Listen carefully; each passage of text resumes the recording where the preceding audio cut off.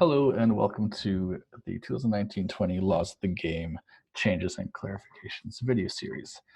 This video series is being made by Saskatchewan Soccer Association, and it's to help our member organizations prepare for the coming outdoor season. The 2019-20 Laws of the Game have experienced a number of significant changes, and we want you to be prepared and ready for those changes in the outdoor season. These videos are for the coach, the referee, and the league operator. We want everyone to be aware of the changes and to understand the changes. The videos will be brief, but we hope that they are adequate and that they contain enough information to make everyone on the same page and understand these changes. The IFAB Laws of the Game 2019-20 have changed, and the philosophy behind them are around 3 points. First, they want to improve player behavior and increase respect. They want to have increased playing time, and they want to increase fairness and attractiveness. I think you'll see these three philosophies come through in the law changes.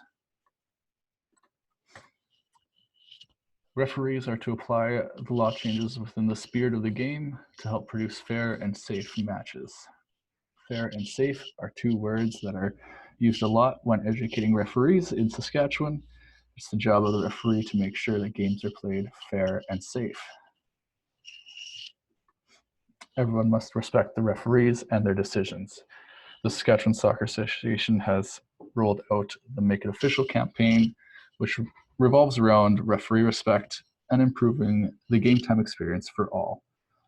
It's up to everyone, both the players, the coaches, and the fans, to respect the referee's decision and improve the game time environment for everyone involved.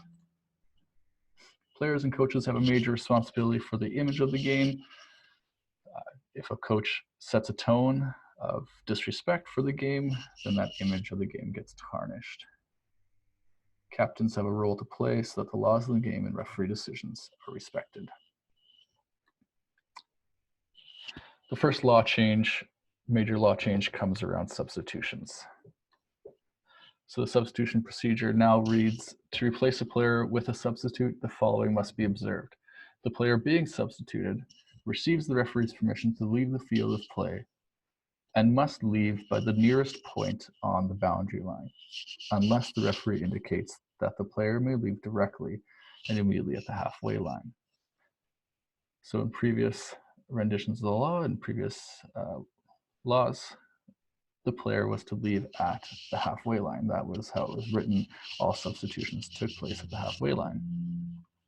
Now the law has changed that players are to leave at the nearest point of the boundary line. There are some reasons that this wouldn't be applied, and we'll get into those later. But what we're talking about here is improving the fairness of the game as well as the image of the game. So here's a video of the old process. So we have a classic example here, 90th minute, deep into stoppage time. France is winning 2-1. Conte is taking his time, getting off the field. France is clearly trying to do some time wasting, and they're going to use this substitution to make that happen. So that's the old process. The new process is quite simple and straightforward. We're in the 76th minute, it's 2-2. There's a substitution going to be made, plays at the other end of the field, and so is the player. Player's going to leave the field at the closest point on the opposite side of the field. Once he's off, the substitute makes his way onto the field. It's simple, it's straightforward and fast, and it's an effective way of reducing time wasting strategies. So as stated before, this should be strictly enforced. However, there are some clarifications, and important clarifications. Special care should be given at the grassroots level in non-stadium settings where a player may more easily become engaged with spectators. If you have unruly spectators, if it's a heated match, and you have a player that's supposed to go off in front of fans, and there's no barrier, you may want to consider having that player removed at the halfway line where it's safe. If you have youth level players where young players may be left in a vulnerable situation, obviously you do not want that to happen. If you're playing alongside a busy road or a busy street, or other situations where players are just too young to properly care for themselves, please do consider that they leave at the team's bench. And Saskatchewan Soccer Association would like to make the recommendation that leagues playing with substitutions on the fly should specify that substitutes come off at the halfway line, the same way that they have in the past. This is because with substitutions on the fly and this law change, we can see it being taken advantage of, particularly on corner kicks, where you have situations where a ball pops loose and a counterattack situation exists. You can now take off a player quickly and add an extra attacker or even add an extra defender to help stop the counterattack.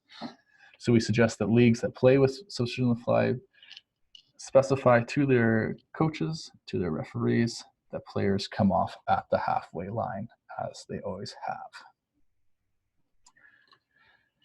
The substitution process is simple and straightforward, and it should allow for fair gameplay, but also always remember the safety of the players.